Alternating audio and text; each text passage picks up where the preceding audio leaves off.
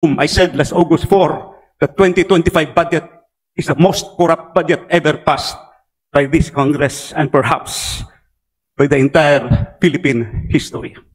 And program appropriations, may ongoing releases pa. Alam niyo kung anong worry ko?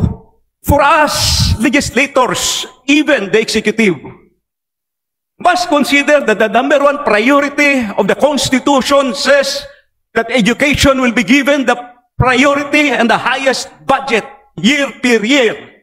Sa 2025 budget, nahabol ng DPWH ang total infrastructure budget.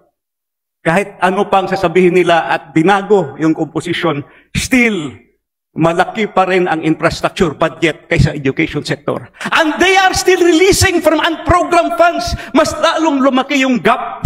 Ladies and gentlemen of this House, it is our duty, it is our obligation to keep track, mabantayan yung budget, because education is the number one priority of the Republic of the Philippines. Iniwan na ng budget ng infrastructure. Highly questionable pa kasi yung mga releases ang malalaki. Flood control projects.